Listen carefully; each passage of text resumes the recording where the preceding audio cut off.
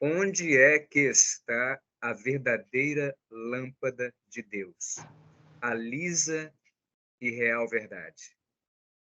Com essas palavras do Grande Sertão Veredas, de João Guimarães Rosa, publicado, né, em 1956, a sua primeira edição, declaro que é com alegria que o Museu da Justiça, com o objetivo geral de fomentar, em especial, aproximações entre o direito e as demais humanidades, dá continuidade às atividades do programa Humanitas, ciclos de diálogos interdisciplinares do Museu da Justiça, cujas ações têm o propósito específico de promover a cultura humanística, filosófica, científica e artística.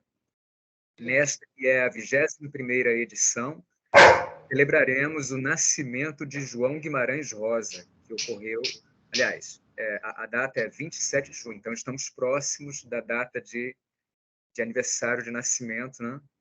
Comemoração do nascimento de Guimarães Rosa. Então, estamos realizando hoje em formato virtual, neste dia 21 de junho, às 17 horas e uns poucos minutos, a palestra intitulada Grande Sertão Gerais, a reinvenção de Dom Quixote de la Mancha, e será proferida pelo professor e pesquisador Wander Lourenço. Escritor, professor universitário e cineasta, Wander Lourenço é PhD em estudos comparatistas da Universidade Clássica de Lisboa, doutor, mestre e especialista em literatura comparada pela Universidade Federal Fluminense, a UF, e pesquisador de pós-doutorado da PUC-GO, a PUC Goiás, em 2022, e da UFMG em 2023. Também é diretor dos documentários Carlos Nejar, Dom Quixote dos Pampas, de 2015, Nélida Pinhon, A Dama de Pétalas, de 2017, e O Cravo e a Lapela, cinebiografia de Ricardo Cravo Albim, que é de 2021.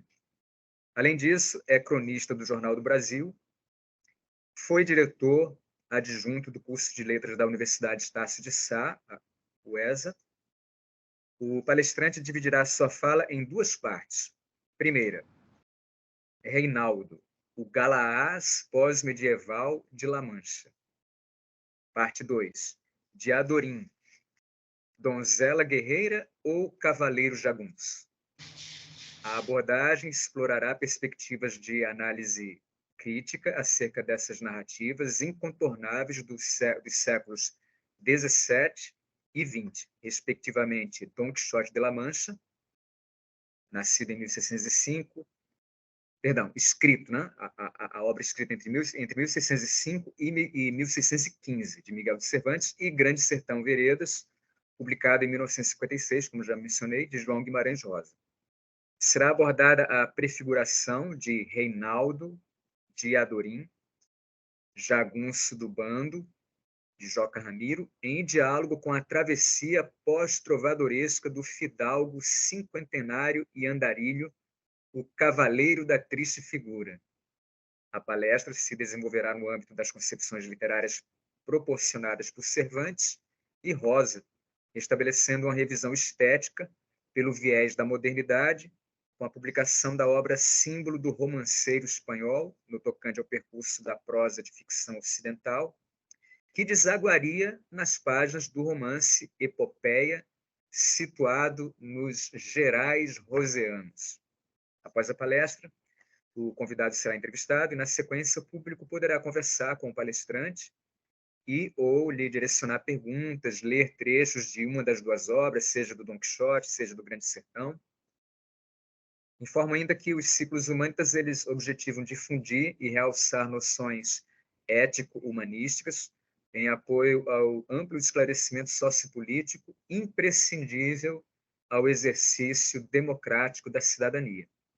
O evento conta com o apoio das equipes de produção e do Educativo do Museu da Justiça e é coordenado conjuntamente por mim, W. Lemos, crítico, poeta, doutor em literatura comparada pela UERJ, e integrante, também sou integrante do corpo de instrutores da Escola de Administração Judiciária, a ESAG.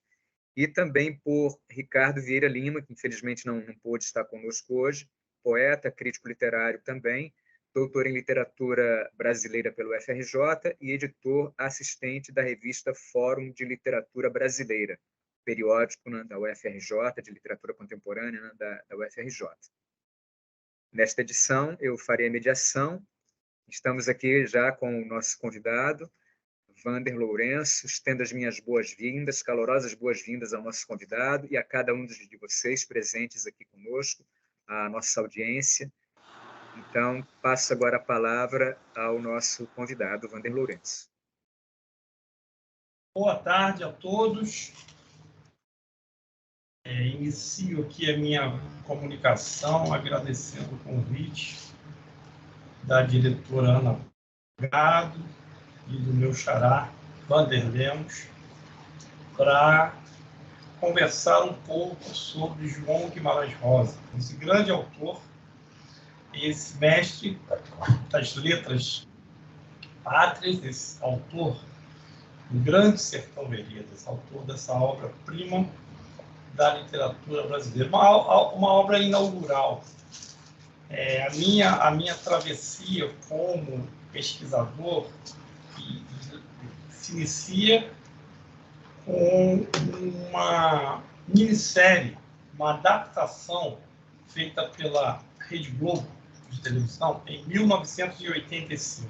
Eu, um adolescente de 15 anos, de 15 para 16 anos naquela ocasião, a minha travessia, conforme estava lhe dizendo, se inicia com o ingresso. Após assistir a minissérie da Rede Globo, ficou a curiosidade. Eu ainda não tinha, vamos dizer assim, perspectiva de leitura dessa obra, com aquele adolescente de 15 anos. Mas me impressionou muito o enredo, a linguagem, sobretudo, daqueles personagens criados por este autor.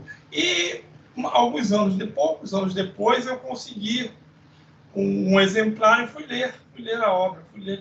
Eu devia ter uns 17 para 18 anos, e foi a minha primeira leitura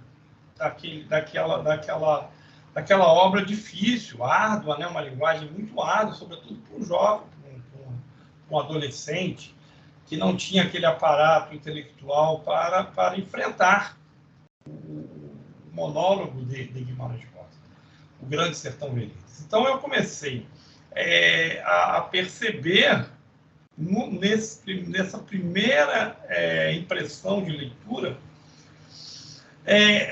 em primeiro plano, muita dificuldade de vocabulário, sobretudo, né? Porque aqueles neologismos, depois eu descobri também que são arcaísmos, podem vir a ser arcaísmos. E essa leitura inicial se transformou numa paixão pelo autor. Pouco tempo depois eu ingresso na Faculdade de Letras e começo a ali ter, a partir do convívio com professores, com intelectuais, esses encontros foram me municiando para, a partir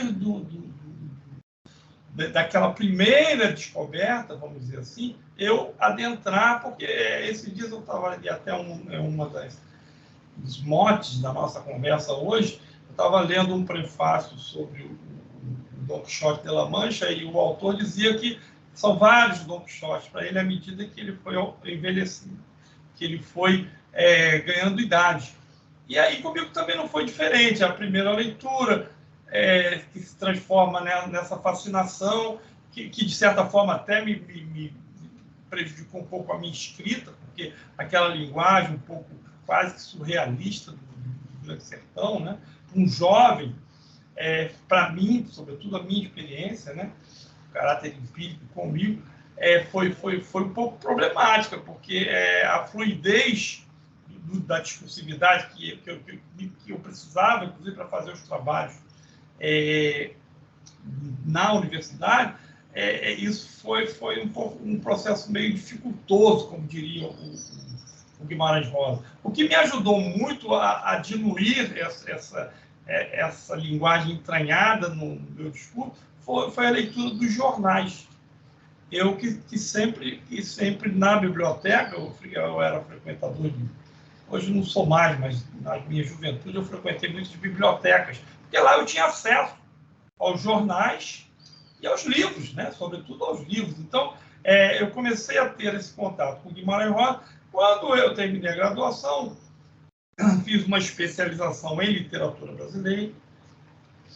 E quando fui para o mestrado, eu pensei em trabalhar com uma temática da prostituição, que foi o que eu fiz, do século XIX até o Grande Sertão Veredas, conforme você disse que é uma obra de 1956. Então, abarcaria mais ou menos 100 anos de escritura sobre a temática da prostituição. Começaria com Lucília, José de Alencar, e terminaria com Iorinhá, a prostituta mais afumada, né, entre outros, do Grande Sertão Veredas. A minha orientadora, na ocasião, pediu que eu ficasse apenas no século XIX. A professora Lucelena, doutora, professora titular da UFIO, da Universidade Federal Fluminense. Então, eu digamos, adiei o projeto rosiano para o doutorado. Só que quando eu terminei a minha dissertação de mestrado, que se chama Com Licença, Senhoritas, a prostituição no romance brasileiro do século XIX, quando eu ingressei no doutorado, em 2003, ou seja, está fazendo 20 anos que eu comecei academicamente a pesquisa sobre Guimarães Rosa, a temática da prostituição não me entusiasmou. Os autores do século, conforme aconteceu no século XIX, José de Alencar, Aloysio Azevedo, a Pombinha do Cortiço, o Machado de Assis, o próprio Machado de Assis com a sua Marcela, das Memórias Póstumas de Brás Cubas, o Joaquim Manuel de Macedo, com a Maria D. Reticências, uma personagem de um livro pouco falado dele, titulado As Mulheres de Mantilha. Então, a temática da prostituição no século XX não me entusiasmou. Eu li os autores, que é aqui, Oswald de Andrade, até chegar no 56, né, Mário de Andrade, e não me fascinou, não me deu. E eu falei para mim, eu continuei com a minha orientadora, com a Lucelene, e falei para ela, olha, eu vou trabalhar só o Grande Sertão Veredas, mas não a temática. Vou abrir um pouco mais o leque e vou trabalhar no amor, a temática do amor. Me fez a pesquisar filósofos, psicanalistas, autores que abordaram o tema do amor.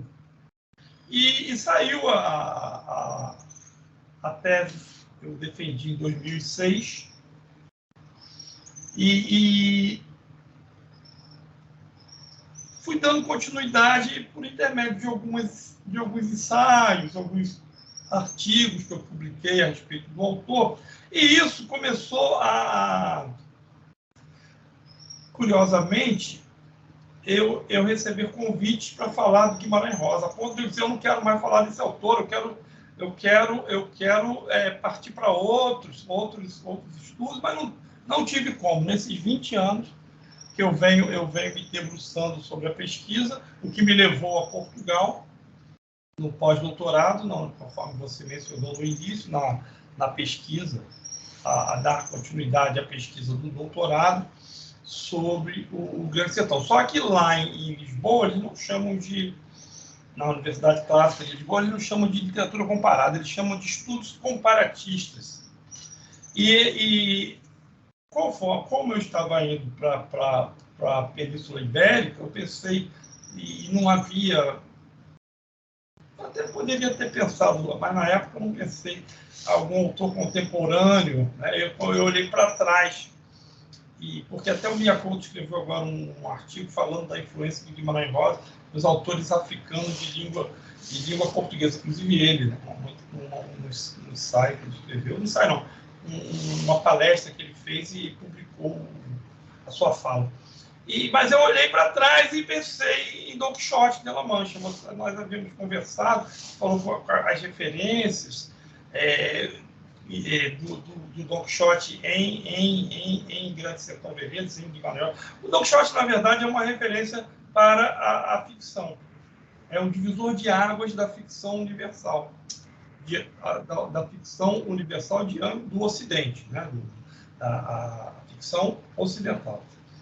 Então, é uma obra que vai ser antes e depois. A prosa de ficção ocidental vai ser antes e depois do Don Quixote de La Mancha. A ruptura que o Cervantes propõe vai inspirar, vai direcionar o caminho de muitos outros autores que vão lidar com essa matéria vertente, como disse Guimarães Rosa, da ficção. Guimarães Rosa usa o refrão viver é perigoso no Grande Sertão Veredas, mas tem um momento que o narrador, o Riobaldo, diz: viver é perigoso, mas narrar é dificultoso. Então, esse diálogo e a literatura, para mim, na minha concepção humilde, o grande fascínio da literatura é justamente, e da arte de um modo geral, o crítico literário Antônio Coutinho vai dizer isso, é você poder dialogar. O Bakhtin dizia que, para ele, tudo é comparação. E nesse sentido, eu sou um pouco discípulo do Bakhtin, porque, para mim também, e para qualquer leitor, no seu percurso, em sua formação, à medida que você vai conhecendo os livros, automaticamente há essa comparação. É necessário, não só para o leitor, como para o autor, quem se propõe a escrever. Então, à medida que eu fui fazendo a leitura, a partir dessa primeira opção do pós-doutorado, que aí, embora a minha tese de doutorado seja em literatura comparada, eu não trabalhei especificamente algum autor, conforme fiz na pesquisa de pós-doc, e perceber em que momentos, especificamente em Guimarães Rosa, há a influência do Don Quixote, do Miguel de Cervantes, especificamente do Don Quixote. Olha, Machado de Assis sofreu, que é o antecessor do Guimarães Rosa, né? Sofreu, até o Ariano Suassuna dizia que o livro que ele mais apreciava do Machado era o Quincas Borba, que de fato é o romance mais quixotesco de Machado de Assis. Então, a prosa de ficção pós-romântica, da qual Machado de Assis faz parte, e Lima Barreto também, o seu Don Quixote fluminense, que é o Policarpo Quaresma, né? Agora, o mais interessante porque quando a gente fala em quixotesco, essa adjetivação, se dá muito pelos arroubos, os arroubos heróicos, a coisa mas há um outro texto que se vai desaguar no Grande Sertão Veredas, vamos dizer, um entrediscurso, que vai justamente lidar com a questão da escrita, que os teóricos chamam de autoralidade. Então, como que a gente pode pensar a importância do Don Quixote de La Mancha para os autores que beberam, digamos assim, de uma maneira bem popular, beberam nessa fonte? Você tem, por exemplo, um marco dessa literatura pós-romântica, que vai ser o Gustave Flaubert, seu Madame Bovary. A estratégia de narração, o subterfúgio narrativo utilizado por Cervantes será reproduzido em Madame Bovary, que ela é uma espécie de Don Quixote na linha de Diadorim, e até aproveito para fazer uma retificação do título dessa comunicação, que era Diadorim, a reinvenção de Don Quixote de La Mancha. Faltou a menção ao Reinaldo, né? Esse personagem tão enigmático que Guimarães Rosa busca nas novelas de cavalaria, né? O Reinaldo de Montalvão, personagem icônico das narrativas trovadorescas, da prosa de ficção trovadoresca medieval. Então, você pega o subterfúgio de escrita do Don Quixote deságua no que nós chamamos de pós-modernidade. Não foi à toa que o Borges, o Jorge Luiz Borges, o autor argentino, escreve um conto chamado Pierre Menard, o autor do Quixote. E ao reescrever, estou vendo aí a Eliana Vinhas, ao reescrever a trajetória do Dom Quixote de La Mancha, esses autores, ora, é o que mais se identifica, o leitor comum, digamos assim, mais se identifica, com os arroubos heróicos, mas há outros mecanismos de aproximação, de leitura comparada a partir do Dom Quixote de La Mancha, que é justamente a ruptura com um determinado sistema, talvez pode se chamar assim, de narratologia, ou seja, a escritura do romance, o que está por detrás do enredo, é o que mais interessa ao leitor, tanto de Dom Quixote de La Mancha quanto de Grande Sertão Veredas. O que está na entrelinha do discurso, para além daquele encontro drástico do Dom Quixote com os moinhos de vento. O que está por detrás daquela comicidade, daquela espécie de zombaria das personagens, do próprio narrador, que ao mesmo tempo que ele há uma certa condescendência, também é um teor crítico ali naqueles ímpetos, digamos assim, do cavaleiro da triste figura.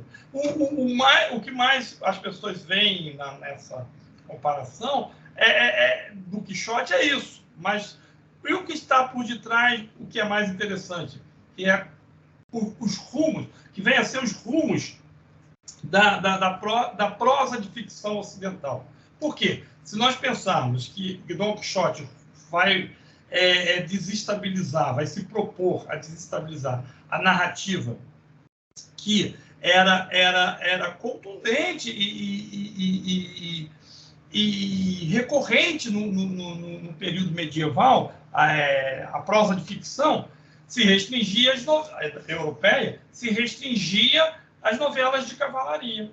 Então, qual é o subterfúgio narrativo? É criar um personagem que vai ser repetido por Flaubert, lá em Madame do Bovary, também por Lima Barreto em Triste Fim de Policarpo Quaresma.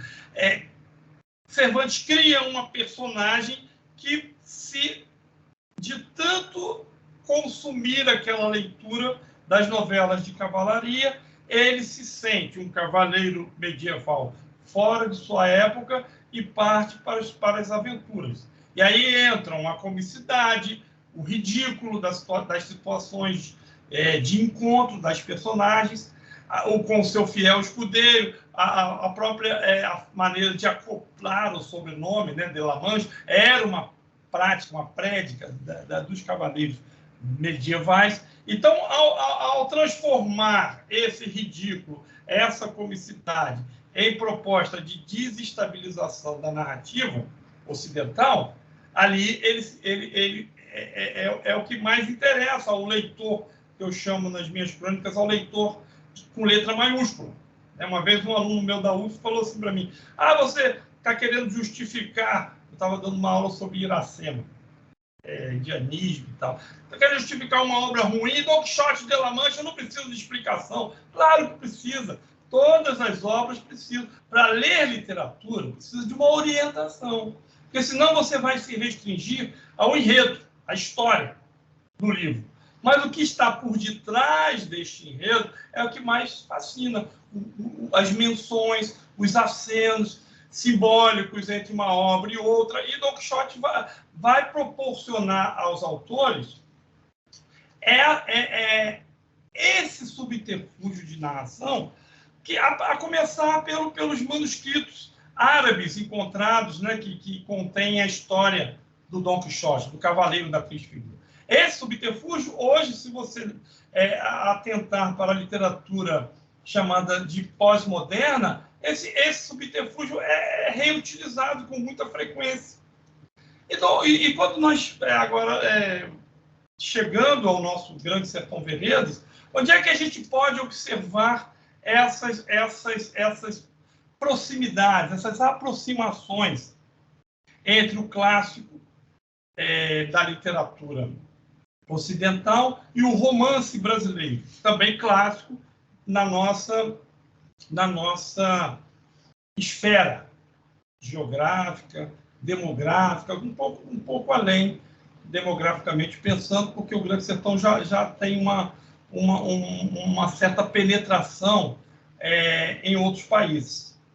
Apesar de toda a dificuldade, as cartas entre Guimarães Rosa e os seus tradutores, a dificuldade de você transpor para um outro idioma aquela linguagem que até para a leitura em português é muito difícil, é muito árdua. Uma vez eu conversando com um suíço, lá na região de Lumiar, e ele falou, pô, Grande Sertão, Veredas, não é para principiantes, né? Ainda mais um gringo como eu, que não tem tanto domínio da língua. Então, a gente fica imaginando a dificuldade de tradução daqueles arcaísmos, o próprio nonada, né? Antes que daqui a pouco a gente vai abrir um debate, né? Só para resumir assim, essas perspectivas mais de leitura comparada. Você veja, o nonada, que todo mundo pensa que é um neologismo, mais um neologismo roseano, o livro o vocábulo que abre o livro, ele está em Don Quixote de La Mancha. Quando você lê o Don Quixote, tem lá o vocábulo nonada. Quer dizer, não foi neologismo. Pode ser considerado um arcaísmo. Então tem que saber fazer essa diferenciação entre o que é neologismo em Guimarães Rosa e o que ele buscou.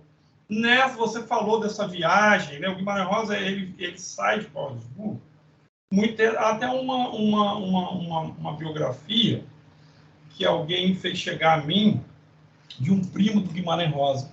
Guimarães Rosa muito novo, muito criança, com 9 anos, 8 para 9 anos, ele vai estudar em Belo Horizonte, porque o pai dele percebe que ali em Cordesburgo, aquele menino tão estudioso, tão inteligente, ali ele se perderia, poderia se perder. Então ele vai muito criança. Então as recordações, as reminiscências do Guimarães Rosa são das férias passadas em Cordesburgo, e posteriormente, quando ele se forma em medicina, que ele vai trabalhar por pouco tempo no interior de Minas Gerais. E logo depois ele passa para o Itamaraty e sai para a Europa, vai trabalhar na Europa, né, em Paris, na Alemanha, posteriormente, em plena Segunda Guerra Mundial. Enfim, quando ele faz essa viagem, uma busca por se reaproximar desse vocabulário.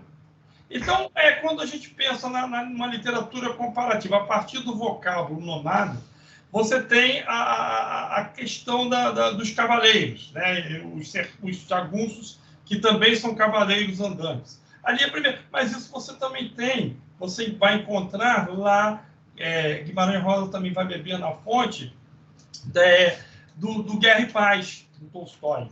As tropas russas, as tropas napoleônicas, naquela guerra europeia, há um pouco dessa narrativa, desse cavalgar lá como a literatura, é o que eu estava dizendo, o fascínio dessa literatura, que um vai te levando a outros diálogos de leitura.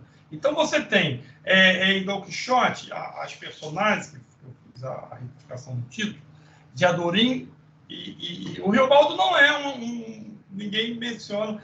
O Guimarães Rosa opta por fazer um romance em primeira pessoa. O Don Quixote é em terceira. Então, a partir desse momento, e faz ao invés... um monólogo, né? Um grande monólogo. Então, o Riobaldo começa assim como você vai encontrar a narrativa em primeira pessoa em Dom Casmurro. Dom Casmurro também é a visão do Bentinho, e de Adorim é uma espécie de Capitu, porque são personagens construídas sob os enigmas. E esses enigmas vão sendo... O próprio Guimarães Rosa não deixa de ser um enigma, porque a partir do momento que você vai relendo, encontra uma série de perspectivas, de condições de se fazer essa leitura comparada. Você mencionou em Don Quixote, numa conversa nossa, as histórias entrecortadas, né?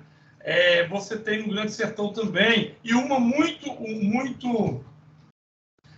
conhecida, que lá em Cordisburgo eles fazem uma encenação, A Porta do Cemitério, que é da Maria Mutema.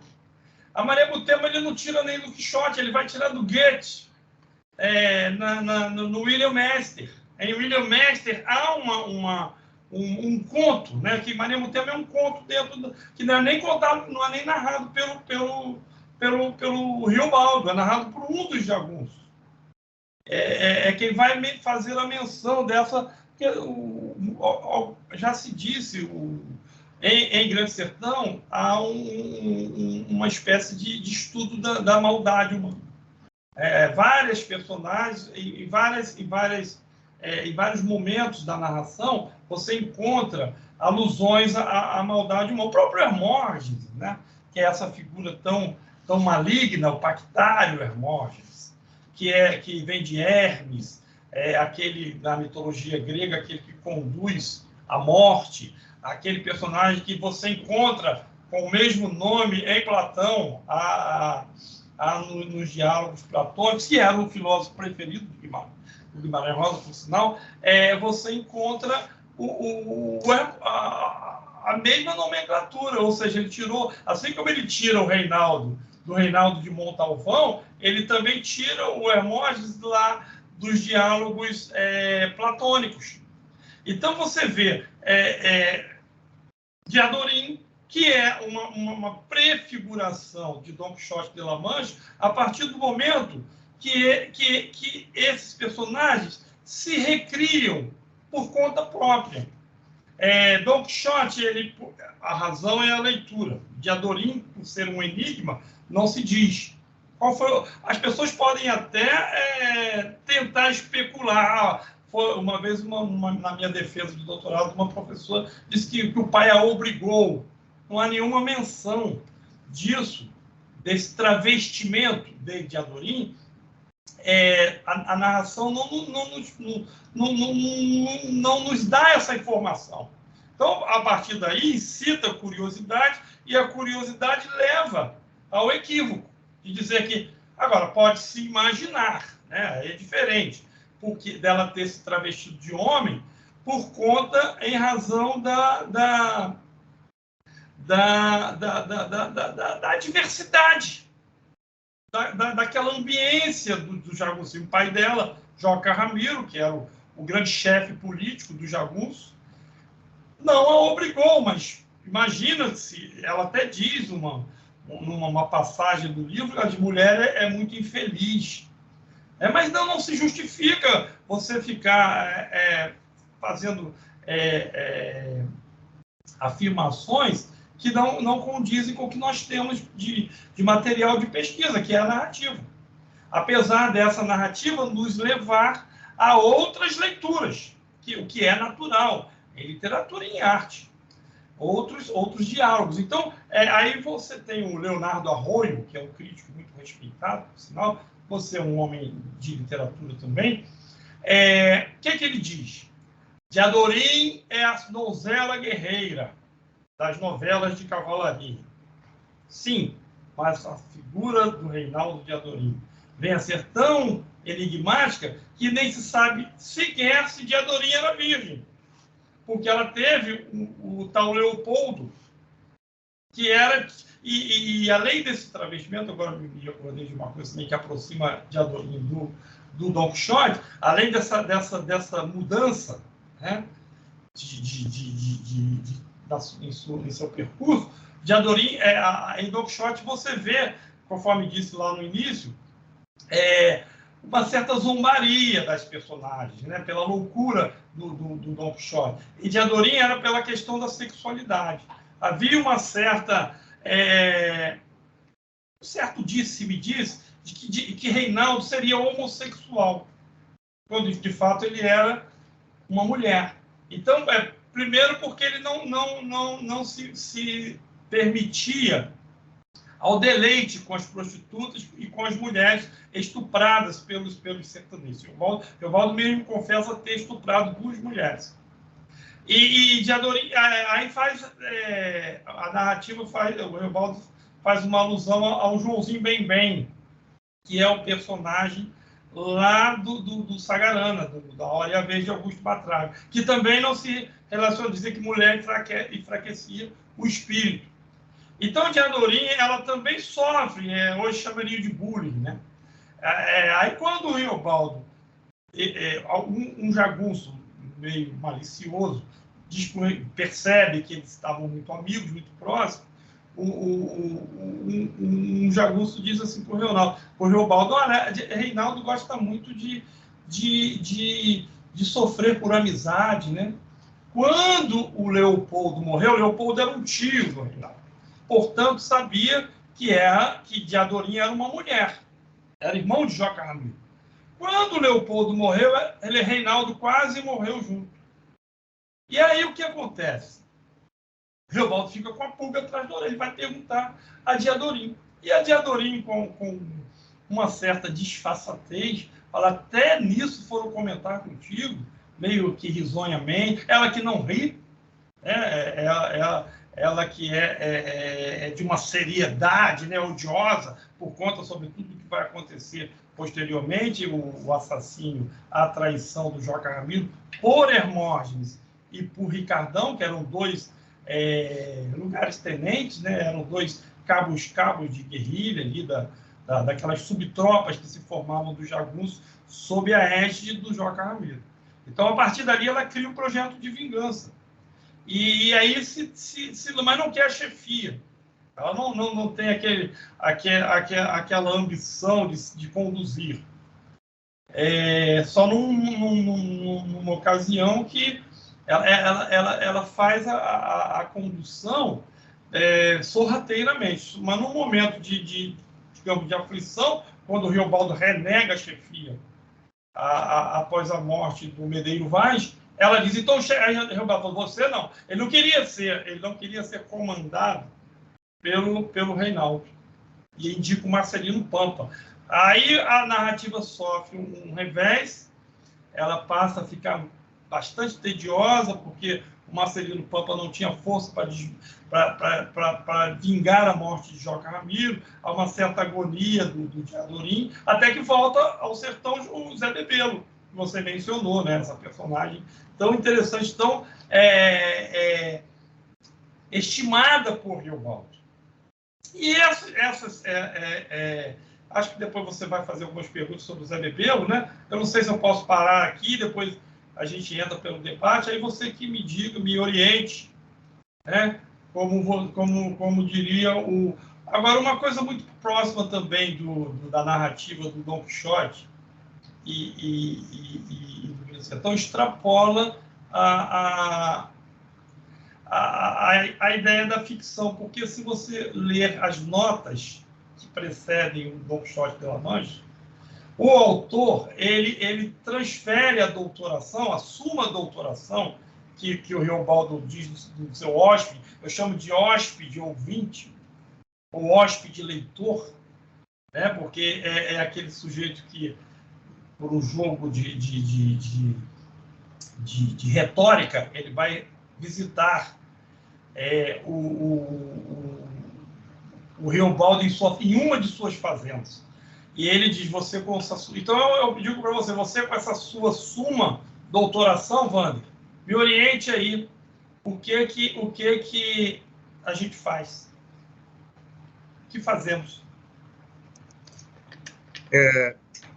Wander, essa sua fala, ela funciona muito bem, né, como uma introdução a esse universo, né, e que evidencia a necessidade, né, e a beleza desse diálogo, né, entre obras, né?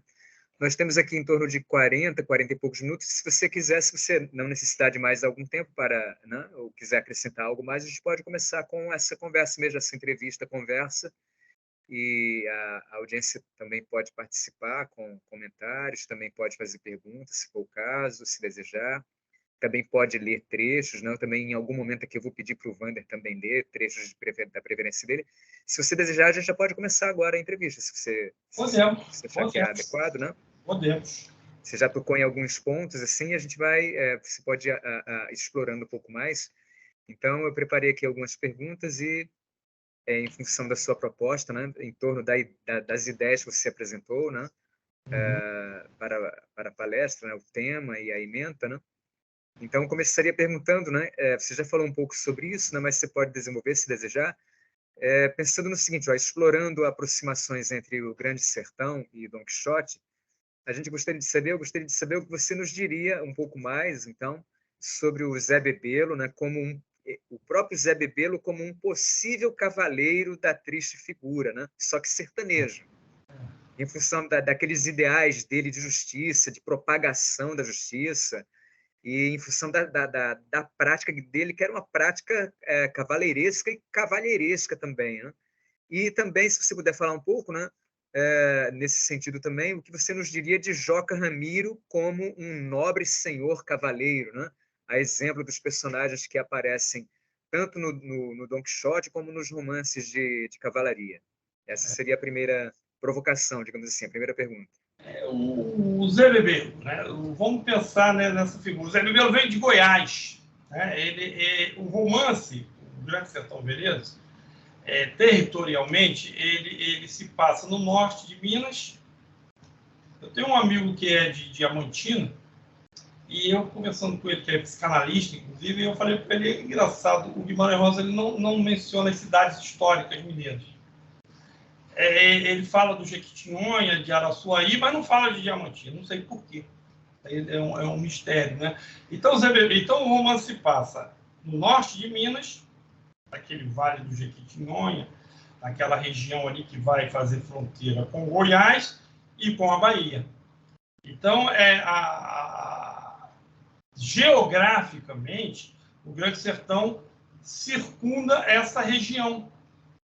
O Zé Bebelo mesmo vem de Goiás com o intuito de acabar com o jagunçismo.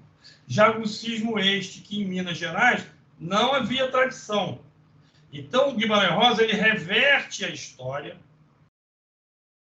a favor da ficção. Então, ele traz tradicionalmente, né, nós estamos aí na presença da historiadora Eliana Vinhais, da UERJ, a gente sabe que, tradicionalmente, a história do jagunçismo, o cangaço, está no Nordeste. E Guimarães Rosa transporta isso para Minas Gerais. Então, já há aí uma licença poética, digamos assim, em relação ao passado histórico. E traz essa espécie de epopeia, de novelas de cavalaria, para essa circunviança, né, Goiás. E onde é que você pode pensar nessa leitura comparada entre as personagens Dom Quixote de La Mancha e Zé Bebelo? Zé Bebelo ele traz consigo uma certa comicidade. Né? Ele é engraçado, ele tem os seus arroubos, né? Ele tem as suas manias. Primeiro que ele era analfabeto. Né? Ele chega a Minas, vindo de Goiás, conforme eu mencionei, para acabar com o jagunçismo, vencer Joca Ramiro e se tornar deputado. Então, há um pragmatismo aí que não deixa de ser um sonho, né? Porque para ele, um sujeito analfabeto, um soldado, acabar com o jagunçismo e ser deputado, ele gostava de ser chamado de deputado. E ele vai ter aula com quem? Com o Riobaldo. Riobaldo que precisa-se, a gente que estuda literatura e tenta compreender o pressuposto de cada um.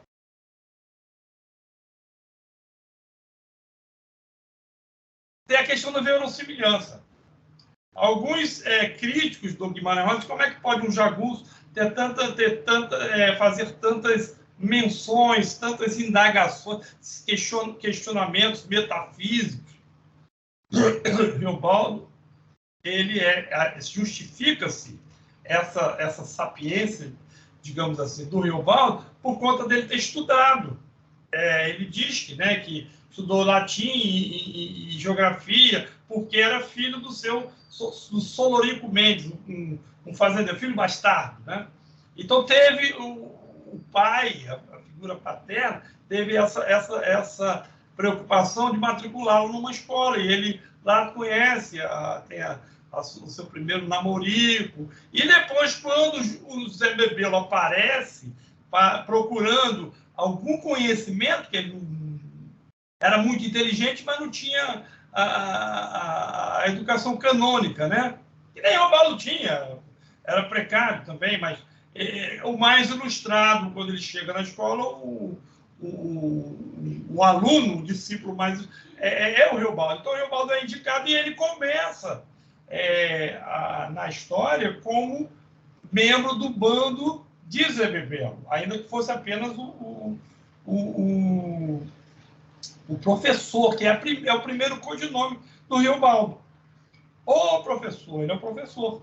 O Zé Bebelo só se refere a Riobaldo. Aí o Riobaldo mesmo diz que em pouco tempo ele já sabia mais que o Riobaldo, porque aí não tinha mais sentido. Ele não estava se sentindo bem em companhia daqueles soldados, e ele vai desertar do bando e vai procurar, já quando ele chega e revê Diadorim.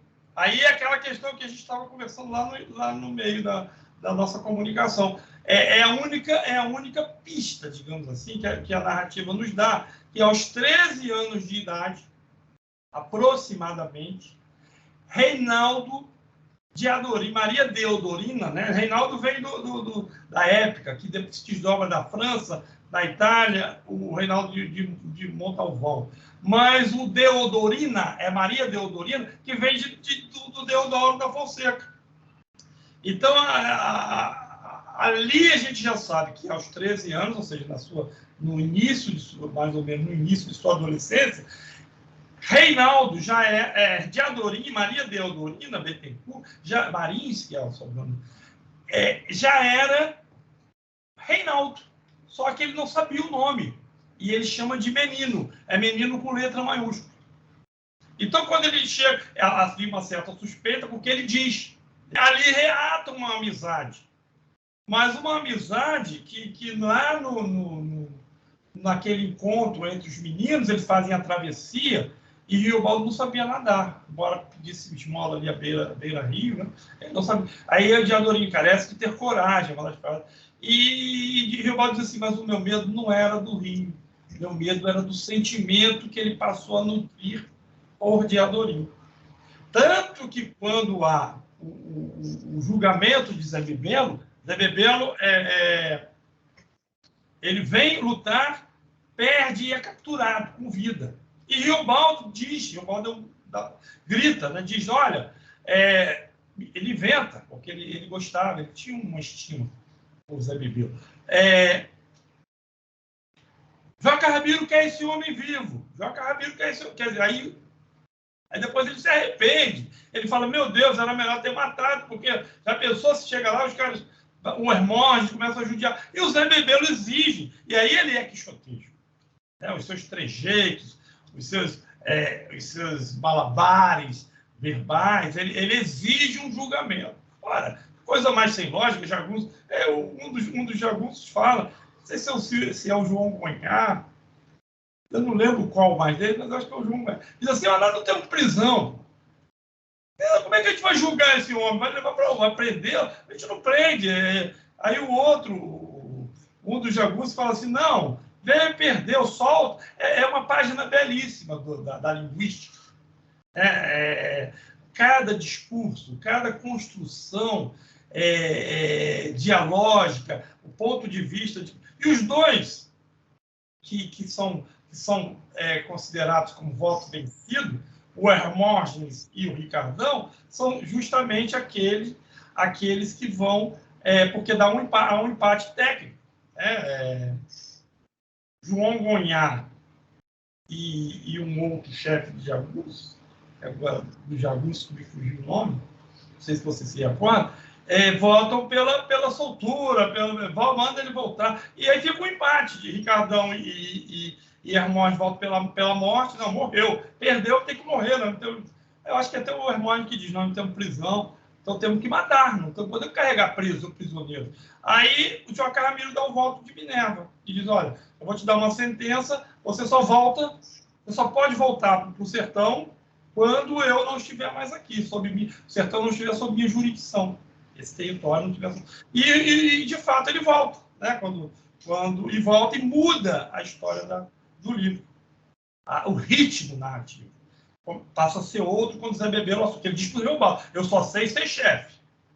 Eu não posso vir aqui ficar sob as ordens do Marcelino Pampa. Ele não tinha a mínima vocação para chefiar, né, para comandar. Então, o Zé Riobaldo aceita, porque fica feliz de reencontrá-lo. Agora, num outro momento, ele vem como vingador do João Carlos. E de Adorim também aprova. Mas só que quando o Riobaldo vai fazer o pacto, ele que não aceitou ser o chefe na morte do Medeiro Vaz, e indica o Marcelino Pampa, ele vai começar a desconfiar do Zé Bebelo. Olha, esse cara veio aqui, mas eu não sei, porque há um episódio muito marcante que os Hermógenes, havia uma lenda que por ele ser paquitário, ele era invencível. Então eles estão numa fazenda e os Hermógenes, como eles chamavam, os Judas, né, eles começam a cercar aquela fazenda e atirar nos cavalos. A agonia dos cavalos. E eles não tinham... O Zé Bebelo tem uma ideia e fala, olha, nós vamos mandar 3 mensageiros, aquele que conseguir, e vamos chamar a polícia. Aí eu falo, olha, esse homem veio ao sertão para acabar com o jagunço. Quando a soldadesca, de fato, chega e espanta os Hermógenes, é a chance que eles teriam morrido ali. O Riobaldo, o Luto Branco, né, o grande chefe que vai para o desfecho da narrativa, né, que é aquele duelo no paredão. Mas é isso, eu acho que Dom Quixote e Zé Bebelo nesse sentido. E Joaquim Ramiro é o chefe político, é o senhor feudal, mais ou menos. Porque tanto um personagem diz, Joaquim Ramiro está muito distante, pousando em grandes fazendas, tem muito dinheiro, tem muitas terras. É quase que aquela figura inatingível. Ele tinha um outro tipo de indumentária. O próprio cavalo, pensando no Rocinante do Dom Quixote, o cavalo do Joaquim Ramiro é o inverso do Rocinante, era imperioso, né? Aquela figura quase que inatingível, mas que sofre essa traição de 2 dos seus subtenentes. Né? Falando nisso, então, já serve até de emenda para a próxima pergunta. Você falou sobre o Joaquim Ramiro como uma figura, né, inatingível, né, um líder, né, um senhor feudal, né, digamos assim, né, um latifundiário, né, fazendeiro, né, essas seriam as características dele, né? Então essa ponte aí com os personagens, né, medievalescos, né? Quem faz até na minissérie que você mencionou é o ator, é o Rubens de Falco, até, né, imponente, né, um ator com uma figura imponente, né?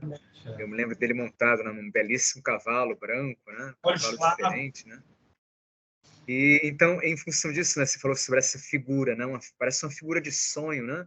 Eu gostaria que você falasse um pouco sobre o procedimento utilizado pelos dois, tanto por Cervantes quanto Guimarães Rosa, que é os processos de idealização e de desidealização de seus personagens. Como você vê o funcionamento disso nas 2 narrativas? Vamos começar pelo Joaquim Ramiro, né, que você mencionou agora. O Joaquim Ramiro, eu chamo na minha pesquisa de pai ídolo. A de Adorim, Reinaldo, essa personagem é construída sobre 2 patamares. 2 patamares de enigma. O enigma da sexualidade e o enigma da paternidade.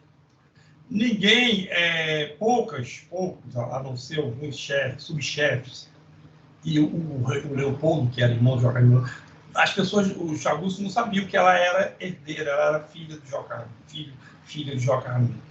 Ela não falava isso. mas ela tinha uma liderança com o Medeiro Vaz, por exemplo. É de Diadorim a ideia da travessia do liso do Sussuarão. Depois se descobre isso, que eles retomam já sob a chefia do Riobaldo Muito Branco. Então,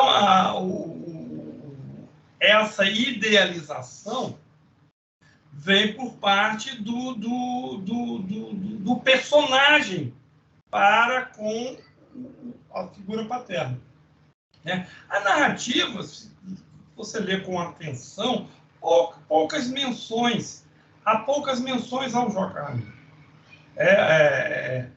O Riobaldo o vê num encontro na fazenda, antes dele sair para estudar, ou num retorno.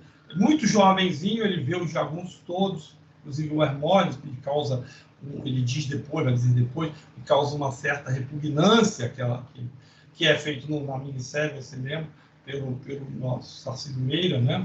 Acho que foi a melhor atuação do Tarcísio Meira. Então, essa coisa da idealização, o Don Quixote, que vem na linha do picaresco, o que alguns vão chamar de anti-herói. Don Quixote seria a construção do anti-herói. Por quê? Acho que algum crítico já fez a conta das suas aventuras. Ele perde, ou se não perde mais, empata. Então, ele não é um vencedor, ele não tem aquela lá do Galaás, conforme você mencionou aí na leitura do subcapítulo. Ele não tem aquela dicotomia.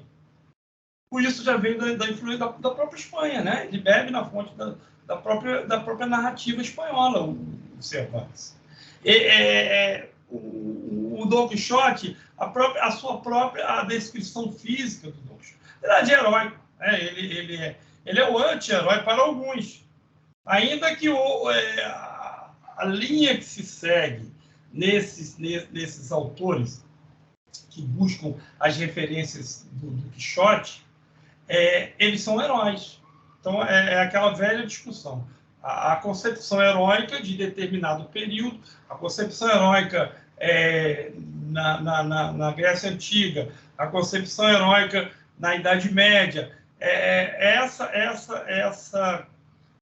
edificação idealizada, que depois o romantismo vai abraçar com muita força, e será renegado posteriormente pelas escolas realistas, tudo isso vai vai adentrando essa eterna discussão, né? O que é herói, o que é anti-herói. O Ariano Suassuna, para a gente pensar aqui mais perto de nós, ele dizia que o Chicó e o João Grilo eram os seus heróis. O Leonardo das memórias de um sargento de milícias, o narrador diz: este é o herói da nossa história. E muitos vão dizer que é um personagem quixotesco, né? Quixotesco não, que é um personagem picaresco, a ponto do Antônio Cândido escrever um artigo, a retórica da malandragem, dizendo que não, ele não é um pícaro, ele de certa forma, também o Don Quixote não é um pícaro, porque ele é um fidalgo, ainda que de uma fidalguia mais rasteira, mas ele não é um pícaro, ele tem a propriedade dele. Então, essa questão da idealização não se vê, mas por detrás desta designação anti-heróica, vamos dizer assim, há aquela proposição de desestabilizar o modelo dos cavaleiros medievais. Então, dicotomicamente, se você lê, não sei se você já teve a oportunidade de ler algumas novelas, eu li algumas, não li todas, mas li algumas. Aquela dicotomia que depois deságua no romantismo, né? O herói com as características, com as virtudes, e os vilões com toda um comportamento, né? Que vai de encontro àquilo que a gente chama de supremacia humana. Então, é essa que o Antônio Cândido vai dizer no romance sobre os personagens dos romances, ele chama de bonecos de papelão, né? Porque não tem uma alma, são categorias humanas, quando o homem não é assim. Alguns vão dizer que o Guimarães Rosa também não adentrou, não foi tão profundamente na construção dos seus vilões, como Machado de Assis, por exemplo. Esse mergulho na alma humana. Então é isso, são de acordo com o que você interpreta como a prefiguração heróica. Não sei se eu te respondi, mas é mais ou menos o que eu penso dessa pergunta que você me fez. Sim. Você já tocou nesse ponto aqui, você já falou um pouco sobre certos modos de estruturação, né, de um romance, do outro também.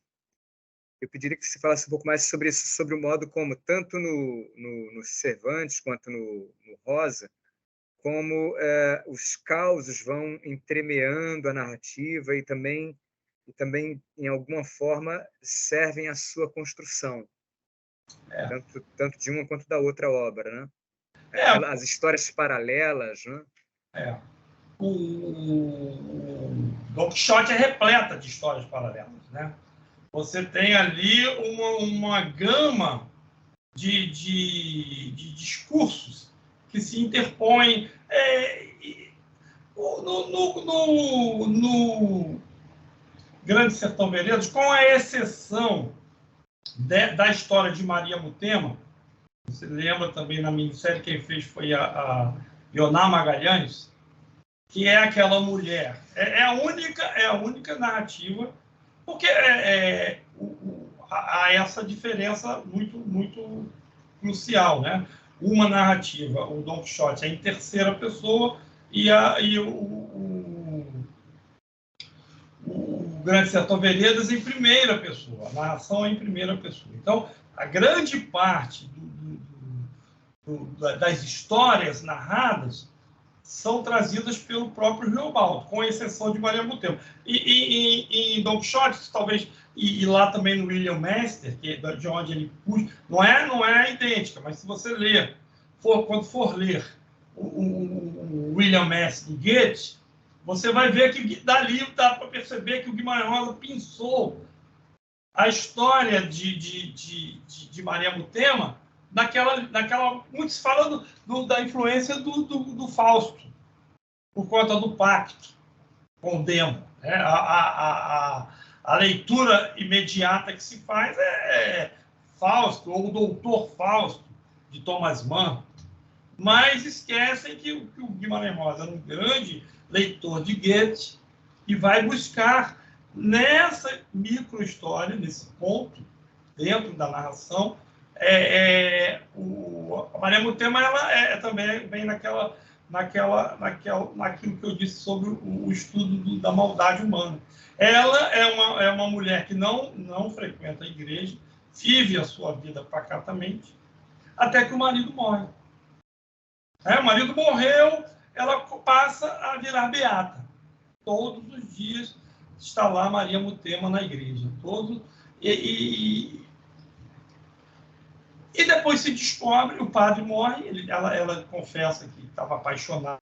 Então, prosseguindo um pouco mais, e acho que subvertendo, né, essa linha, digamos assim, né, de continuidade, né, eu ainda pediria para que você mencionasse se lhe ocorre, além do já mencionado, se ocorre a você mais algum outro personagem que favoreça, né, esse vínculo entre os dois romances, e te perguntaria se você vê no Don Quixote, no romance do Cervantes, se você vê personagens que remetam ao Grande Sertão Veredas, invertendo aí essa relação, né? Em vez de ver no Grande Sertão personagens que remetem ao Don Quixote, o processo inverso. É engraçado, no Grande Sertão, assim, à primeira vista, não, mas há uma personagem no Cervantes, no Don Quixote, chama Marcela. Aí fica também no âmbito da especulação. Pode ser que tenha influenciado o Machado de Assis, que era um grande leitor também do Cervantes, na construção da amante, né, da prostituta, do Memórias Póstumas, de Brás Cubas. Mas esse diálogo entre personagens, na minha concepção, quem mais se aproxima é Diadorim. Diadorim, ela tem um projeto que se aproxima do Don Quixote. Primeiro, pela transfiguração. Né? A Maria Deodorina se transforma em Reinaldo. É o menino Reinaldo, e é lá no momento, no desenlace da narração, a mulher, que é a mulher do Hermógenes, que também não tem prefiguração, não tem identificação nominal, ela é chamada de mulher, assim como for aquele menino, é essa mulher que percebe que Reinaldo de Adorim não era um homem, e ela chama um dos jagunços, pede para trazer o corpo, porque o projeto para quem conhece a história, o projeto de travessia do liso do Sussuarão, que é o único espaço, segundo os conhecedores lá da região dos Gerais, do norte de Gerais, o único espaço que não existe, o espaço geográfico, é o liso do Sussuarão. Sussuarão da Sussuarana, né? O masculino, mais um neologismo. O liso da Sussuarana, Sussuarana macho. O liso do Sussuarão, que não existe, é um espaço mitológico, mas era o atalho para se chegar à fazenda dos Hermógenes. Porque o plano de Diadorim era justamente esse. Como ele era incapturável, em razão do pacto que Reobaldo, inclusive, o fará para mim, por amor a Diadorim, não há nenhum. Outro dia eu ouvi um professor muito conceituado dizendo que o Reobaldo tinha um projeto de poder. O Reobaldo não tinha projeto de poder nenhum. Ele tinha projeto de poder, era o Zé Bebeiro. Né? E o Hermógenes e o Ricardão, que tinham um projeto de assumirem a chefia do bando. Mas o Reobaldo não. O Reobaldo faz o pacto por amor.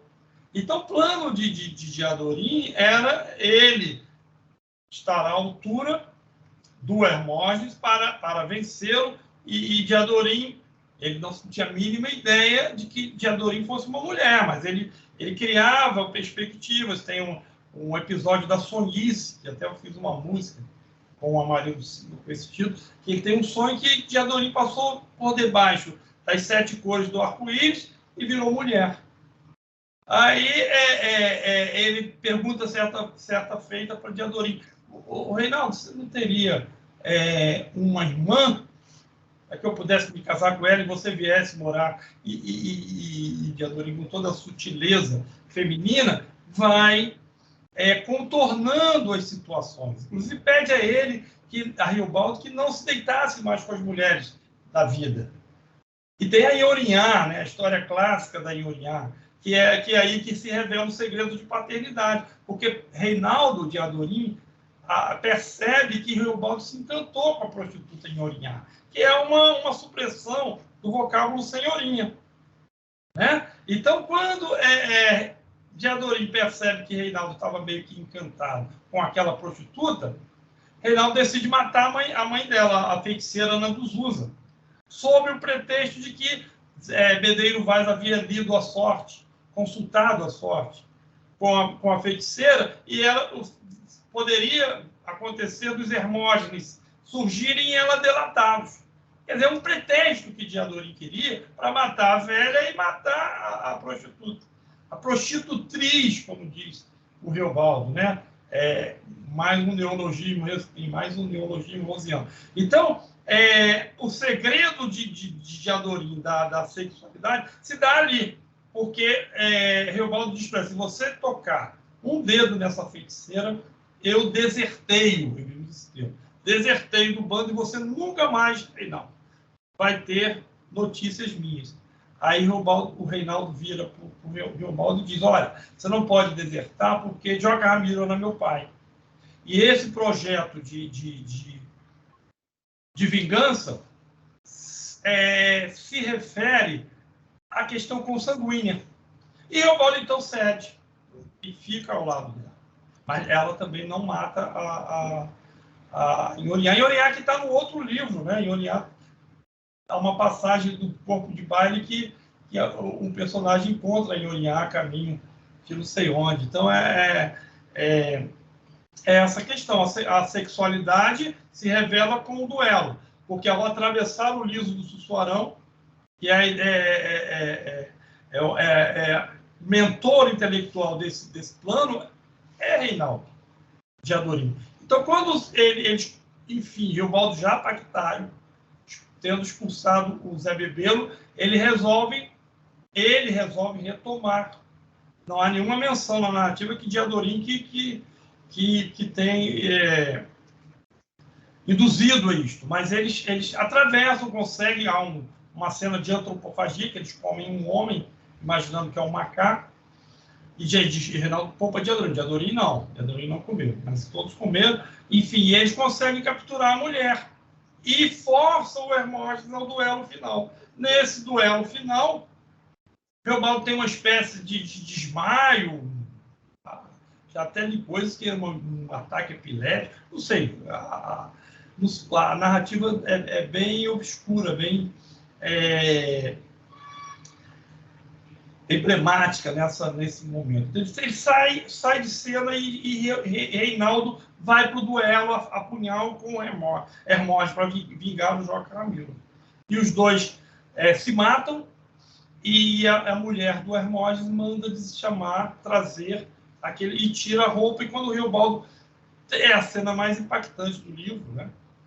O Manuel Bandeira tem uma carta de Manuel Rosa que diz: olha, como é que você conseguiu guardar esse segredo até o final? E descobre-se que de Adorim era um corpo de mulher. A dor não pode mais do que a surpresa. Ou seja, a surpresa de descobri-la mulher foi maior do que a dor de perdê-la. Então é essa personagem, a meu ver, que mais a personagem de Reinaldo de Adorim, menino Reinaldo de Adorim, Maria Deodorina, quem mais se aproxima do Dom Quixote de La Mancha. Você acabou mencionando uma das outras faces do seu trabalho, Wander. Você também é compositor, é letrista, poeta. E eu tenho uma outra pergunta aqui que tem relação com isso, né? Vou pedir para que você leia algum trecho, né, de destaque, né, de sua preferência, de O Grande Sertão, que funcione como um poema em prosa ou como prosa poética. Vou pedir para você ler depois, mas acho que esse pode ser um bom momento para a gente colocar. Você falou também, mencionou agora há pouco, né, fez várias menções ao pacto, e uma de suas composições, uma de suas letras fala sobre isso, né? Que é o Pacto de Violeiro. E a gente tem aqui o vídeo e a gente gostaria de compartilhar com a audiência. Se você achar que esse é um bom momento, pode ser? Maravilha, sim. Então, a gente vai expor esse trabalho, né, de parceria seu como letrista, numa parceria, né, com um músico, né, e a beleza desse trabalho. Com o violeiro Chico Lobo. Isso mesmo. Nós vamos ver agora, então. E depois eu peço para que você leia um ou dois trechos, né, que, a seu ver, funcionem como poemas na prosa do Guimarães Rosa. Dizem que o violeiro faz pacto, mas o pacto do violeiro é com a beleza, é consagrado. Nos sertões gerais, sol a pino, arrefece a viola caipira. É quando se achega luar caiado em pinho magoado. Matuto amoado em tento de moda, diz que se fez a tal toada por maligna inspiração do cujo capiroto. Rio abaixo, embarcação, rito marujo, bojo, malfazejo, de pinho pra rebanhar, a cabocla fulou a beira-rio. Foi no que o violeiro afamado, entanto, entoara a cantiga, diante da imagem, em púlpito de capela, viola sermão. Que se fez qual fosse uma desoração, que não fora coisa ruim quem deu a criação.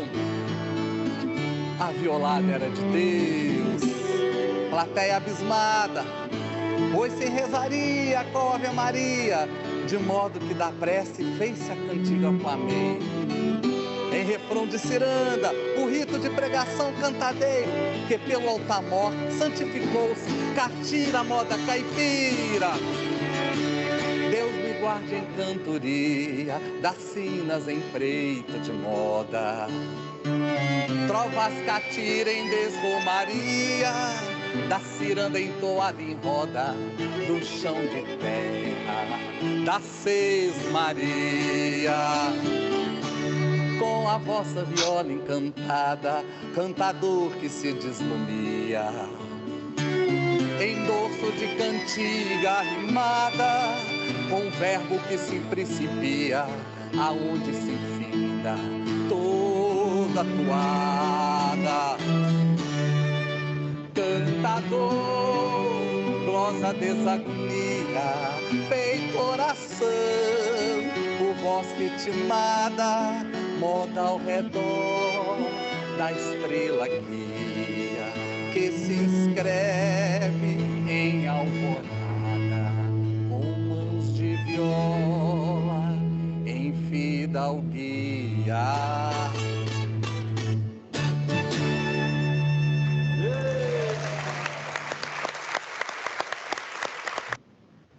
Que bonito, Wander. Parabéns por uma...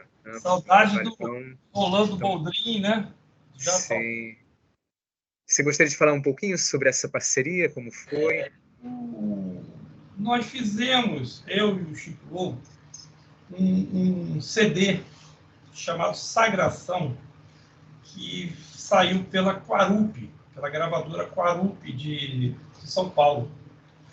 Então, eu não conhecia o Chico Lobo pessoalmente, e nem o conhecia, não tinha conhecimento do seu trabalho. E havia no Globo News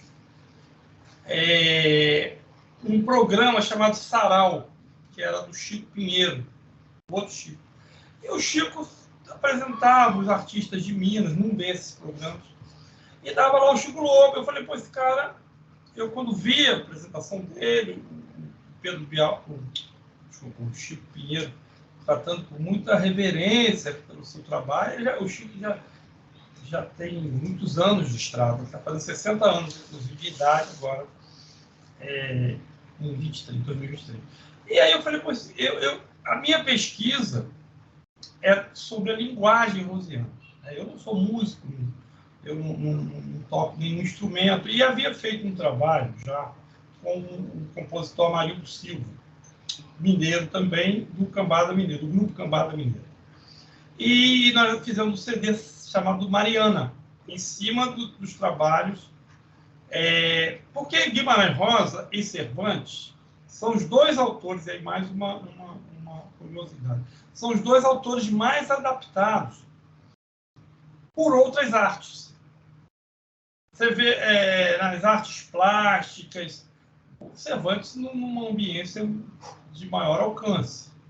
Mas no nosso território geográfico, o Guimarães Rosa também tem essa mesma arte em Guimarães Rosa, essa mesma abordagem. Então, inclusive no CD Sagração, nós conhecemos, o Chico Lobo conhecia, já me apresentou, um artista plástico que fez a capa, os desenhos do encarte, tudo inspirado no Grande Sertão Veredas. E quando nós mandamos o CD para o Boldrin, curioso que ele escolheu essa música do Pacto. Não é nem a minha música predileta, não, Pacto de Violeiro, porque o violeiro reza a lenda, para ser bom, de fato, ele precisa fazer o pacto do Hermógenes, o pacto do Riobaldo, para poder dominar aquele instrumento. E aí eu faço um texto dizendo o contrário, que a violada era de Deus, né? E o Chico foi, e ele escolheu essa, o Boldrin, Rolando Boldrin escolheu essa música, e escolheu uma outra chamada Cada Estrela é uma Aldeia de Minas. Então esse CD, ele não foi tão bem trabalhado como deveria, em razão da pandemia, né? Nós fizemos algumas apresentações, o Chico fez mais sem mim, porque ele mora em Belo Horizonte, eu moro no Rio, é difícil, né? Eu sou professor, eu tenho alguns compromissos que não me deixam viajar durante o ano, em determinadas épocas, quanto das aulas, né? Então, ele fez, eu fiz aqui com ele no Rio, ele fez em vários lugares de Minas Gerais, mas nós não pudemos divulgar tanto por conta... Agora estou tentando, através dos editais, colocar esse... O que é lindo, porque ali tem o Chico é um pesquisador dos ritmos mineiros, né, da viola caipira, e ele teve a inteligência de convidar para o CD a Luíse Ren, que é violonista, e o Sérgio Rabelo, por contrabaixo acústico, que como se fosse o diálogo comigo, né? Da poesia, da academia, da pesquisa de pós-doutorado, com a viola caipira e os instrumentos eruditos. Então não há percussão, são só as cordas. E é um disco que tem participações de Simone Guimarães, de Sérgio Santos, de Mariana Nunes, uma cantora mineira que eu admiro muito, do grupo chamado Cobra Coral. Então, há várias participações no CD, que ficou assim, um trabalho bem interessante. É um resultado muito bonito, meu caro. Acredito que merece mais atenção e reconhecimento, divulgação. Espero que tudo isso seja alcançado. Eu tenho um sonho de fazer um espetáculo com o Chico Lobo e o Cambada Mineira. E também um outro trovador que fez um CD sobre as minhas músicas, chamado Valber Meirelles, que é o trovador. E eu tenho assim, essa... Eu vou fazer ainda, vou me habilitar, né, por intermédio dos editais e penso em fazer esse espetáculo com causos e as minhas músicas interpretadas por ele. Nós já fizemos uma vez em corda de dupla, mas sem o Chico Lobo. Fiz com o Valber Meirelles e o Amarildo Silva. Mantenha-nos informados sobre isso, porque a gente pode pensar até na possibilidade de trazer para um dos espaços aqui, para algo presencial aqui no Museu da Justiça. E ainda comentando, né, essa composição, né, que foi exibida, né, eu gostei em especial por ela é subversiva em um certo sentido, porque a mitologia em torno dos músicos, né, então desde os músicos de blues, né, depois vem o rock, né, então tem aqui a coisa do violeiro também, né, o que prepondera, né, digamos assim, na mitologia é o pacto com o maligno. E você, com a sua proposta, subverteu isso, né? Então, ao falar, não, a violada era divina, a violada era de Deus. Então, isso subverte a subversão, né? E o resultado foi muito bonito, muito delicado, né? Muito poético, né? Obrigado. Então, vale esse realce. E você selecionou, então, algum trecho para ler para a gente? Você falou, eu abri aleatoriamente. Ótimo. Sabe você não vai imaginar o trecho que apareceu para mim aqui. O trecho das Veredas Mortas, que é onde o Paulo faz o pacto, né? O hipotético pacto, né? Porque essa é uma dúvida que atravessa toda a narrativa, né? O Reobaldo está constantemente se questionando se deu ou não esse pacto, não é isso? Sobretudo porque ele está perto da morte. Sim, exatamente. O momento da narrativa do romance é esse. Então, ele recebe aquele professor, aquela audiência, né, que é comparada a um psicanalista também, né, um terapeuta, né, um erudito que está ouvindo, né, tudo que o Reobaldo está contando, porque tudo romance é o Reobaldo contando tudo, né? Até quem diga que é o próprio Guimarães Rosa que sentou ali. Sim, uma espécie de alter ego, exatamente, sim. Há várias semelhanças entre as características, né, Sua doutoração. Exatamente, né, desse ouvinte culto, né, erudito, e o Guimarães, que no processo de construção do romance, né, ouviu muito o homem do sertão, né, do sertão mineiro e outros sertões ali, né? Então vamos ouvir na sua leitura então um pequeno fragmento aqui, que coincidentemente eu abri como se fosse um livro, aqueles livros que a gente abre dos dizeres, né, abre e vem. É bom fazer isso. Como uma consulta oracular. Eu sugiro isso com o Grande Sertão também. Você disse da poesia, né? a todo momento, o leitor detecta, percebe a presença da poesia. Guimarães Rosa, que não foi um grande poeta, né? Ele escreveu um livro apenas de poesia, não quis publicá-lo. Magma, né? O livro saiu póstumo. Isso, um livro que foi premiado, inclusive, mas ele não quis, só foi publicado póstumamente, mas foi um livro premiado, né, pela ABL, né? Que ele consegue trazer a poesia para uma prosa poética.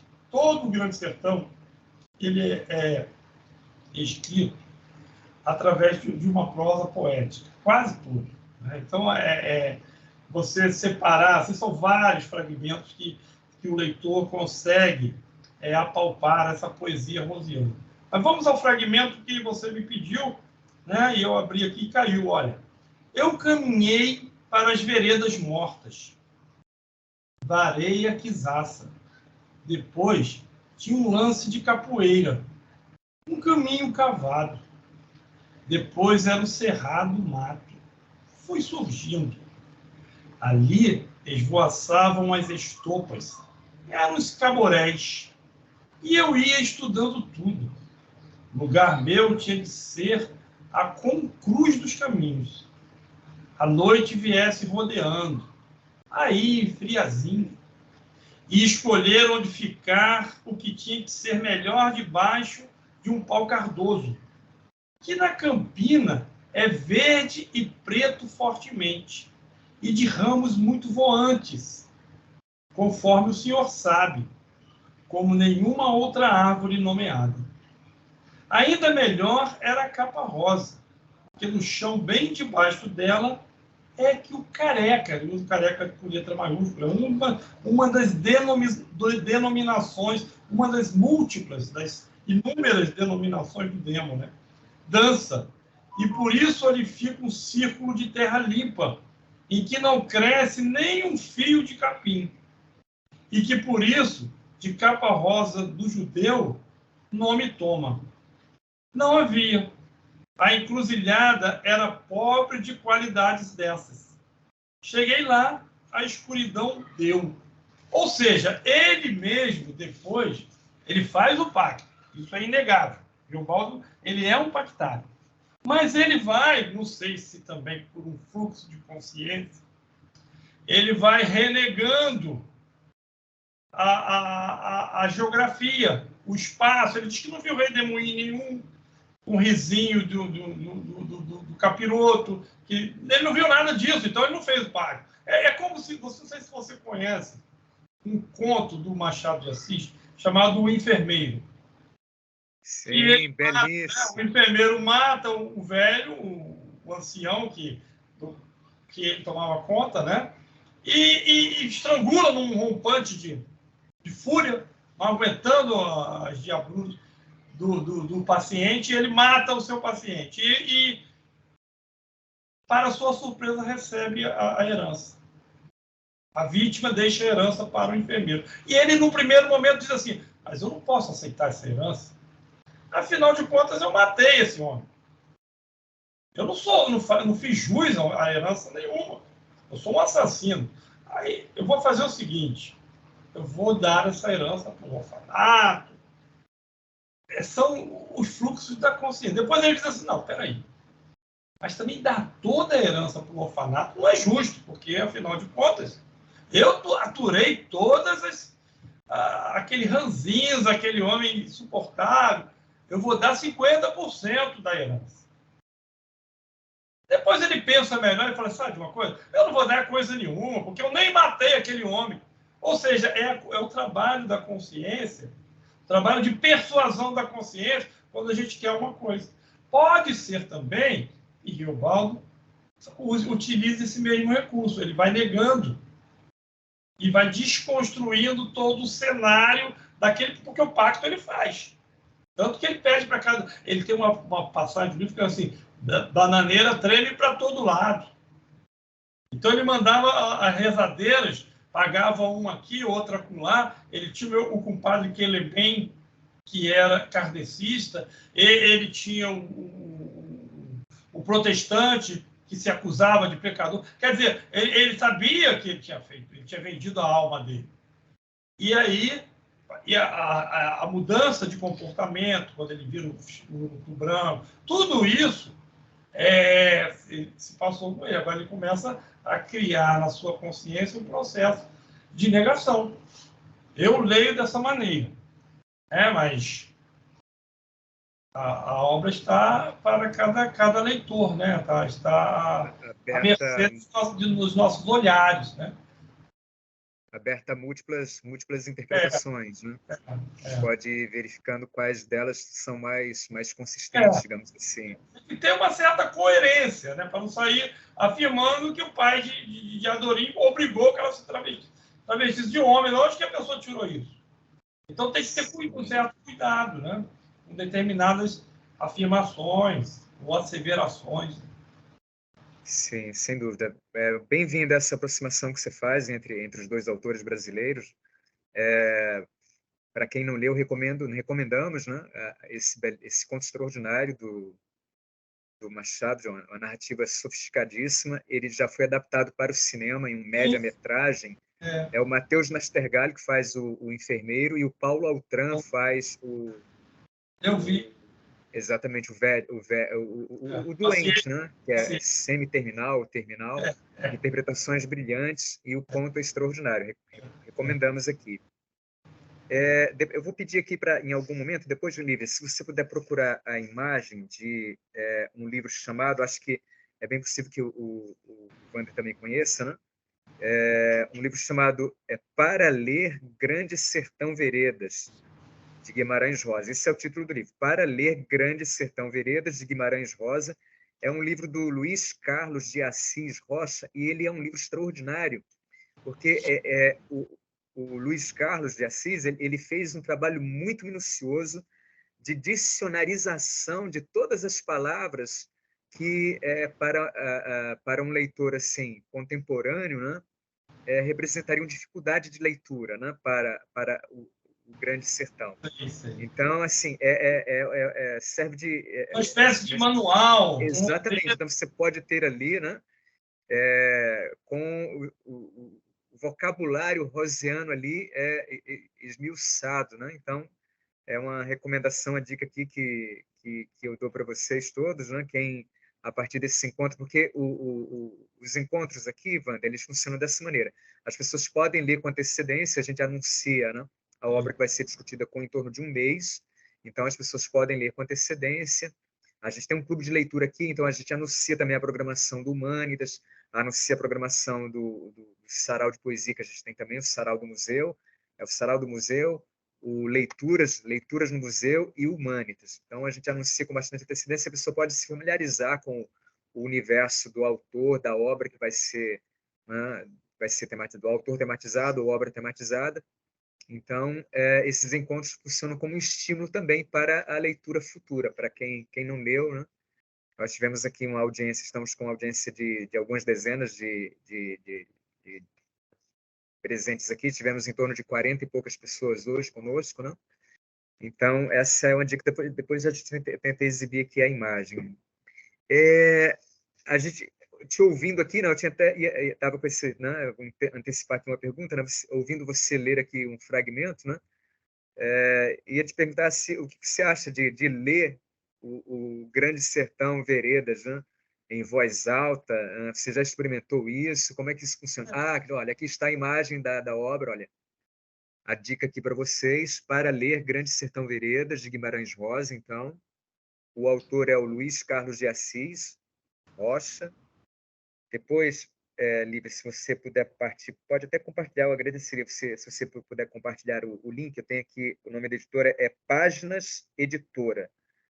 Esse livro, acho que é um livro que pode ser importante para acompanhar a leitura do Guimarães, né, do Grande Sertão. E o que você acha dessa experiência, Wander, de ler em voz alta? Quando eu li pela primeira vez, eu li muitas partes do Grande Sertão em voz alta e, assim, para mim foi algo encantatório. Como você vê isso? Para mim, sozinho, eu não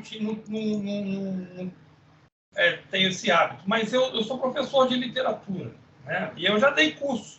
Eu dei um curso na UF sobre Grande Sertão, sobre Guimarães Rosa, de modo. Então eu lia alguns fragmentos para ter. E às vezes, numa palestra, ou eu não gosto muito de ler em palestra, não. Eu prefiro levar os músicos comigo. Porque eu acho que para quem está assistindo, a plateia, a comunicação fica muito mais dinâmica. Eu não gosto, eu não faço palestra livre, nunca fiz. E eu gosto de... Mas em sala de aula, em muitas ocasiões, eu lia, eu pedia, às vezes dava sorte de ter um ator em sala, já tive muitos atores em sala, então fazer uma leitura mais, com mais tempo, por um profissional. Mas há um caso de uma pessoa, uma entrevista que eu vi há muito tempo, que ele foi secretário de um intelectual e, por ser brasileiro, esse intelectual estrangeiro pedia que ele lesse, ele queria ouvir o Grande Sertão lido por um brasileiro, com o nosso sotaque, né? O sotaque do português do Brasil. Né? Mas eu não tenho muito, as pessoas pensam muito que eu sou mineiro. Sempre me perguntam, você é mineiro? Eu não sou de Minas, né? Eu tenho essa relação, esse diálogo com o Guimarães Rosa, e isso me fez, por conta do Guimarães Rosa, e eu também fazer poesia, mas eu entrei para a música já com 40 e poucos anos. Eu não era profissionalmente falando, né? Eu não era da música. Fazia poesia de livro, normal, e escrevia teatro. E nos meus teatros, nas minhas peças teatrais, eu colocava uma música ou outra, que eu mesmo cantava, para mim. Não tinha melodia do parceiro. Porque, inclusive, eu tenho um parceiro que diz, não canta, não. Porque se você canta, você já faz a melodia e eu não tenho mais o que fazer. Então, deixa que eu canto que você me manda escrever. Tá bom. Então, aí uma vez eu estava conversando com a Bia Bedran, que eu sou de Niterói, né? Você mora em Paquetá, eu sou do outro lado ali da Lagoa. Ilhéus, somos Ilhéus. Da Bahia. Ilhéus. Aí eu falei para a Bia, que é de Niterói também, e aí eu falei para a Bia, todo mundo pensa que eu sou mineiro, me pergunta se eu sou mineiro e tal, tem razão dessa minha conversa sobre Guimarães Rosa, minha pesquisa. Ela falou assim, não esquenta a cabeça, não. Porque o Ronaldo Bastos é um dos poetas, né, do Clube da Esquina, niteroense também. Ronaldo Bastos diz que de Niterói para cima é tudo Minas. Então eu falei, então eu sou um pouco mineiro também. Então, e o Guimarães Rosa me fez, quando eu comecei a fazer música, tudo começa com o Amarildo Silva, né, do Cambada Mineira, outros mineiros se aproximaram de mim. E eu me aproximei deles, por causa do que eu narrei aqui, do Chico Lobo, porque o Amarildo, ele convidou algumas pessoas. Uma delas foi o Kiko Continentino, que é um pianista muito bom, por sinal, um dos melhores pianistas do mundo, e tocava com o Milton Nascimento. O Amarildo convidou para o Kiko fazer 2 faixas do CD Mariana, e o Kiko falou para mim, uma vez num show que eu fui assistir dele, gostei muito das letras, então fizemos 10 músicas. O Kiko Continentino me apresentou a Simone Guimarães, que é uma grande pianista também, né? Uma grande artista. E com a Simone Guimarães eu fiz música também, mandei letras, ela musicou. Aí assim foi acontecendo, veio o Chico Lobo. Agora, recentemente, eu fiz uma parceria com o Murilo Antunes, que é o autor de Nascente. Mas o Murilo Antunes cai no mesmo problema meu, nós somos letristas. Então, a gente fez uma letra em parceria e mandamos para a Deia Trancoso musicar. Fiz uma também com o Biafra, que o Amarildo musicou.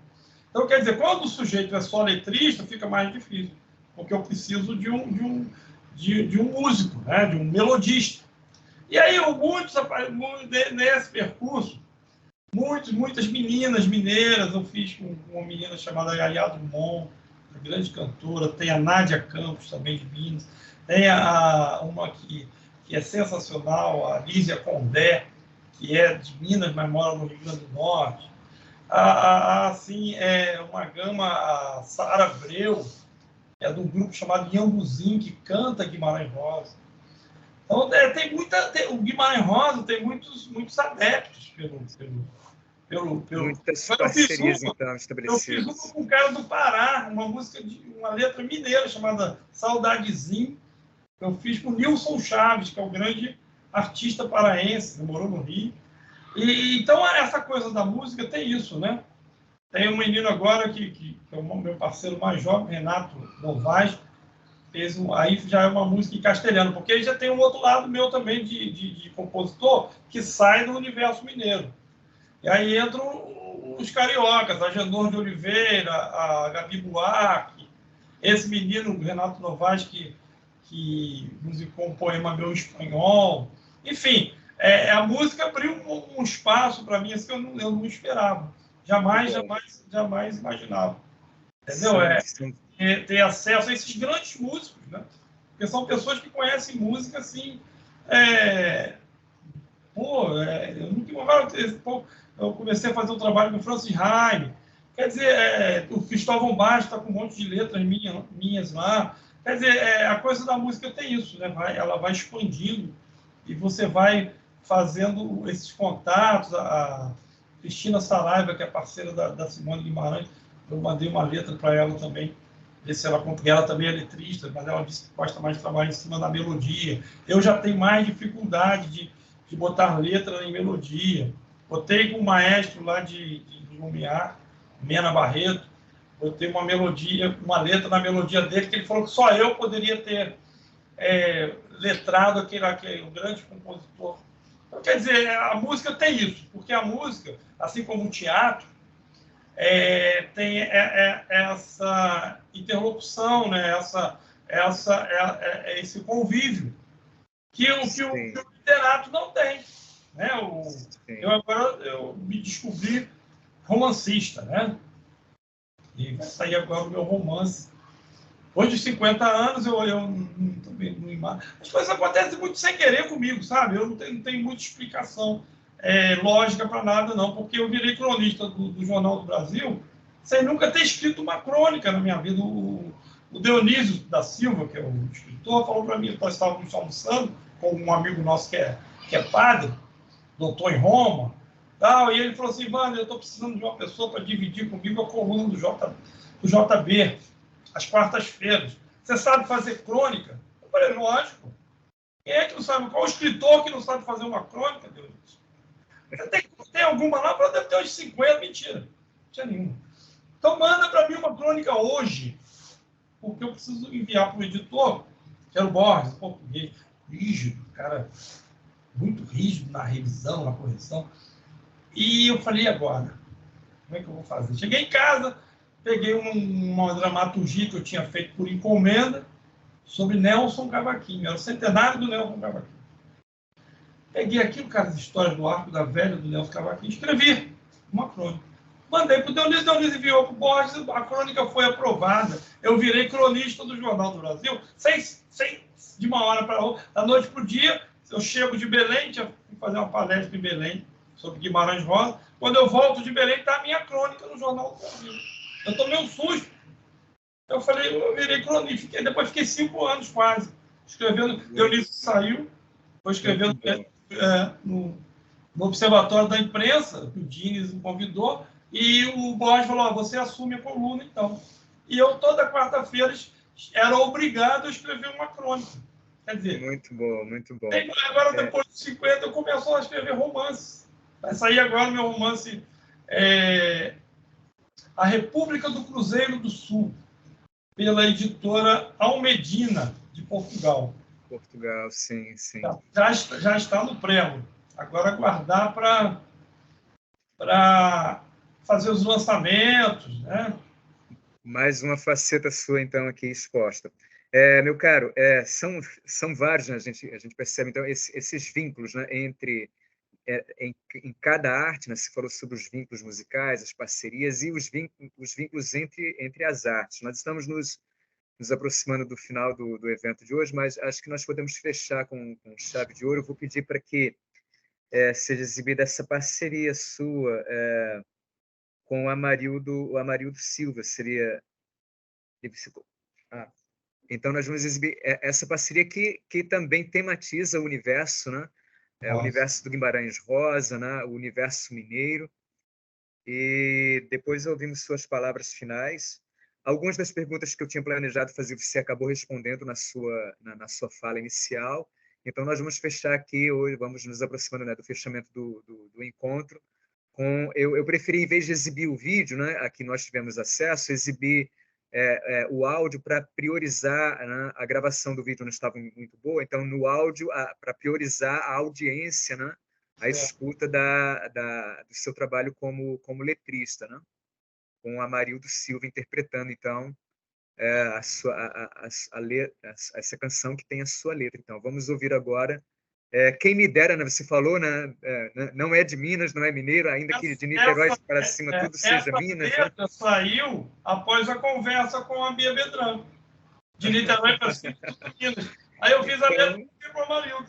Aí está, então, para o nosso prazer. Vamos ouvir agora uma belíssima canção, fruto dessa parceria aí, então, de dois amigos, dois criadores. O nome do CD é Mariana, e nós vamos ouvir, então, Quem Me Dera Ser de Minas.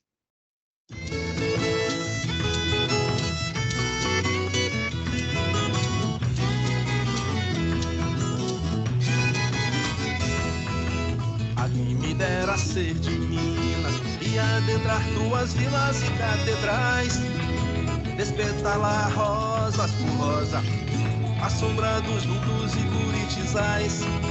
A quem me dera ser de Minas, a percorrer tuas ruínas e milharais, e desvendar tuas histórias, as margens dos rios, sinos e sinais. Quem me dera ser de Minas.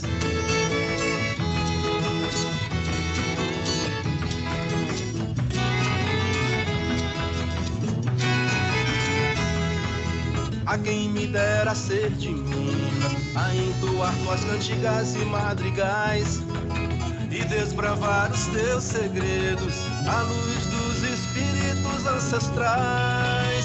Ai, quem me dera ser de Minas. Ai, quem me dera ser de Minas. A quem me dera ser de Minas, adestrar tuas estradas e vendavais, galopar tuas colinas, mitos e sinais, à beira dos abismos de tuas esquinas. Ai, quem me dera ser de Minas. Ai, quem me dera ser de Minas.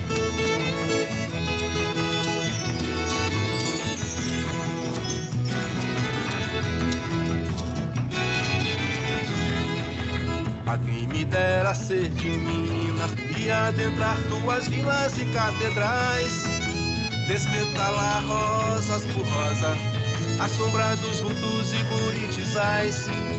A quem me dera ser de Minas, a percorrer tuas ruínas e milharais, e desvendar tuas histórias, as margens dos rios, sinos e sinais. Quem me dera ser de Minas.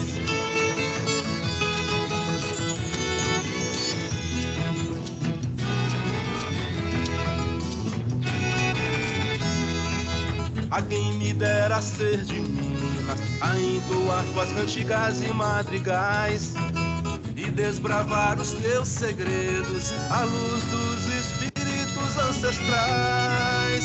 Ai, quem me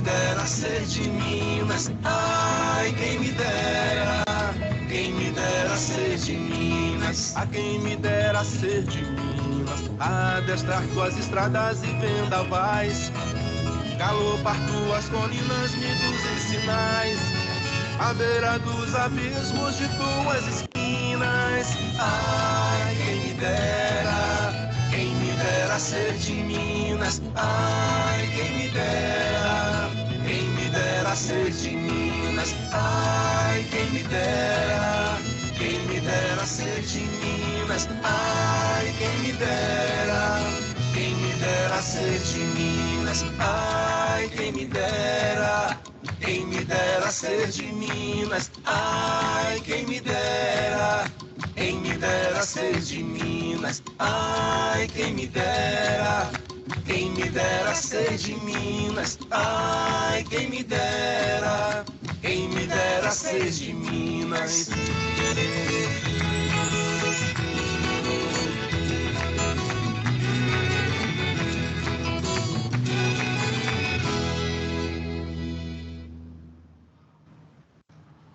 Mais uma parceria, mais uma bela parceria e um resultado artístico aí entre como fruto, né, do contato das relações entre artes, né, a arte literária, a arte musical. Somos gratos, muito gratos, Wander, por sua disponibilidade, por ter estado aqui conosco.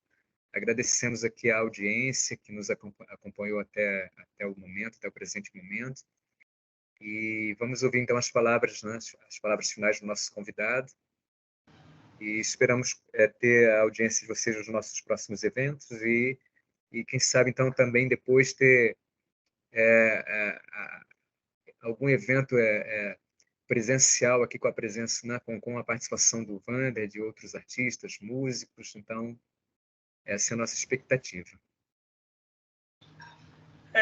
Inclusive, eu devo ir com a Marilda agora, no dia 10 de julho, a Cordesburgo, participar da Semana Rosiana. A gente está aguardando só o contato da produção para nós fazermos o encerramento lá do sábado, show na praça, com essas músicas sobre Guimarães Rosa na Terra. É um evento que eu recomendo. Eu vou passar a programação para o Wander e depois ele envia para os contatos e as pessoas. É um evento muito bonito que se fala durante toda a semana sobre Guimarães Rosa. Filmes, teatro, leituras dramatizadas, muito bacana. E é sempre uma honra. Eu queria agradecer mais uma vez a oportunidade de conversar com vocês do Museu da Justiça sobre literatura, sobre as outras artes que a literatura me levou, né? A música, o cinema, enfim, essa perspectiva dialógica de poder, por intermédio de uma paixão minha, que foi a literatura, eu consegui dialogar com artistas de outros segmentos, de outras áreas, artes plásticas, o cinema, o teatro, enfim. É sempre uma honra poder levar um pouco do Guimarães Rosa para as pessoas e transformá-las em leitores desse mestre das letras, desse grande intelectual, desse artista maravilhoso que foi João Guimarães Rosa. Nós estamos completando 55,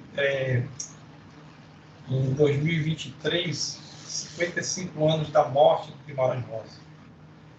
Esse ano fazemos 56 anos, aí, no final do ano. Então, é sempre bom semear um pouco da magia deste grande autor, deste grande mestre. Um grande abraço a todos. Obrigado, Wander, pelo diálogo. Um grande abraço para você. E vamos nos falando. Prazer, uma alegria contar com a sua colaboração, com essa parceria aqui também. Parceria intelectual aqui, de troca de reflexão, de troca de afeto. Então, somos todos muito gratos por sua disponibilidade, afeto e consideração. E muito grato pela presença de cada um de vocês, todos vocês que nos acompanharam aqui até o momento. Então, uma boa noite a todos e todas, e até mais um próximo evento aqui da programação do Museu da Justiça. Um abraço. Um abraço, Wander, meu caro. Um abraço. Boa noite a todos. Obrigado pela participação também dos ouvintes.